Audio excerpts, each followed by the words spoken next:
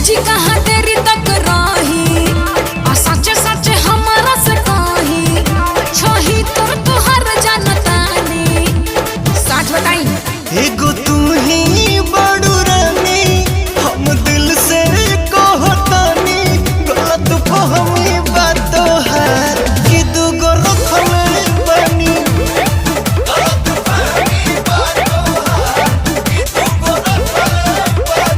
मान जाना झूठो के कला कइले बड़े रोने के बुझत का फोन गाड़ी चलावतनी ऐसे कैसे रो रखते देखतानी लड़ा दी फोन उठाओ के खाली कौन इतना का खिसियातानी कबो बीजी या कबो बंद बतावता काहे अरे बैटरी डिस्चार्ज हो गई रहे अच्छा हमरा बेरे